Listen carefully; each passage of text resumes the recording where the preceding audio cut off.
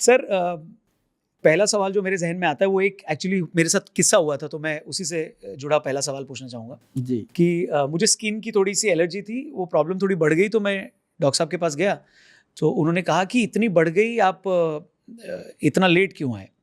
तो मैंने कहा मैं आयुर्वेद का भी इलाज कर रहा था, तो इसलिए वो थोड़ा मैंने समय लिया। तो बोले क्यों कर रहे थे आयुर्वेदिक? मैंने कहा इसलिए क्योंकि कोई साइड इफ़ेक्ट नहीं है। तो उन्होंने तुरंत जवाब दिया क्योंकि कोई इफ़ेक्ट नहीं है। ओह! इसीलिए साइड इफ़ेक्ट नहीं है। तो मैंने बोला मतलब? तो उन्होंने कहा क्योंकि हमारी दवाओं में अगर थोड़ी एलर्जी बढ़ जाती है या दवा अगर रिएक्ट करती है तो उसका मतलब ये दवा काम कर रही है। हुँ। तो मैंने बोला अच्छा, तो इस केस को मैंने इसलिए बताया क्योंकि इससे क्या होता है कि डॉक्टर साहब का भी थोड़ा मेरे को एरोगेंस लगा कि आपने एक चीज़ को टोटली रिजेक्ट कर दिया। हाँ। और दूसरा मुझे डाउट भी आ गया कि अगर वो ऐसा कह रहे हैं तो ऐसा तो नहीं है कि कहीं सही कह रहे हैं। सो मुझे लगता है ये एक डाउट बहुत सारे लोगों में होता है, तो इसको क्लियर करिए कि क्या आयुर्वेदिक पद्धति कितनी स्ट्रांग है? दरअसल एक बात तो रौनक जी आप भी मानोगे कि जिसका काज उसी को साजे, कोई और करे तो ठेंगा बाजे, कहावत है। कि अब जैसे मान लो कोई मेरे को पूछे कि आप गोयल साहब सर्जरी करनी है घुटने की, कैसे करोगे? भई हमें तो पता नहीं है। सही बात। हमने तो आयुर्वेद के बारे में जाना है। हम तो कहेंगे इस पे ये वाली मलहम लगा लो, ये वाला क्रीम लगा लो और ये वाली दवा खा लो, ठीक होगा। लेकिन जैसे आपने स्किन की बात करी, हुँ, अब एक छोटा-सा एग्ज़ाम्पल देता हूँ कि आयुर्वेद कहते हैं काम नहीं करता। बहुत लोगों की ये भ्रांति थी कि काम नहीं करता।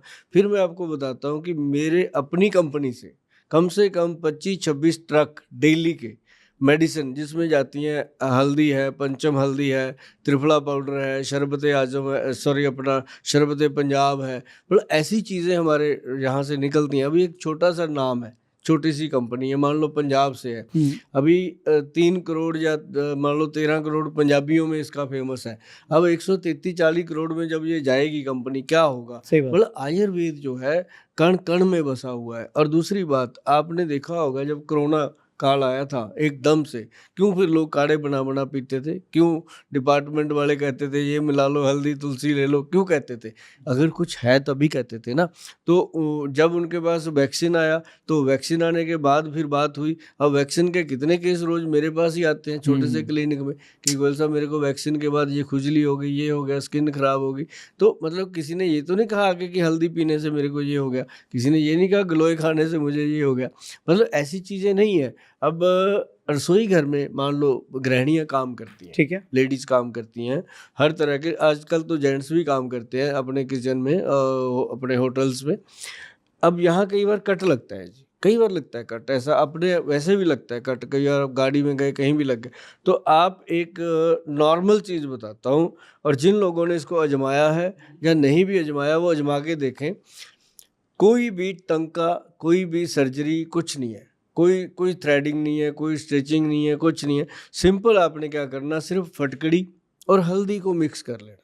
ठीक है। फल फटकड़ी और हल्दी को मिक्स करके ऐसे उठाओ, उस कट पे लगा दो, उसके बाद आप खून निकाल के दिखाओ, दबा के भी।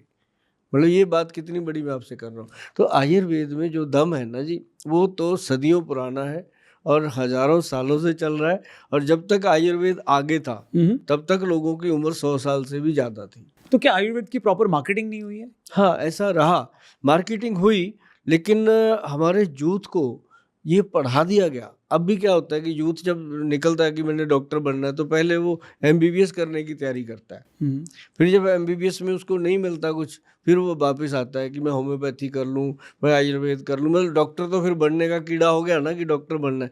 फिर जब वो आयुर्वेद में आता है, फिर उसको पता चलता है कि यार आयुर्वेद में तो एलोपैथी भी है।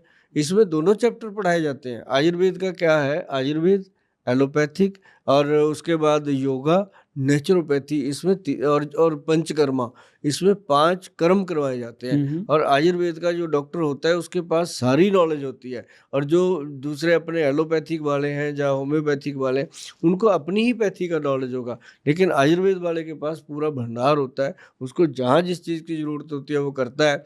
और दूसरी बात ये है कि आयुर्वेदिक डॉक्टर जब बीएएमएस कर लेता है, उसके बाद उसकी इंटर्नशिप होती है तो वो जनरल हॉस्पिटल में ही होती है, ठीक है। एलोपैथिक हॉस्पिटल में होती है।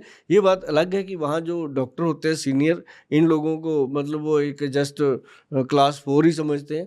लेकिन जो कहते हैं ना कि धीरे चलता है वो कछुआ, एक दिन ऊपर आता है। आज पूरे हिंदुस्तान में आयुर्वेद का वो डंका बज रहा है। देखो आज आयुर्वेद के अंदर देखो कल क्या, आज क्या और आज क्या, और इसकी मतलब जो इस समय हर आदमी, हर बच्चा जी। आयुर्वेद में आना चाहता है।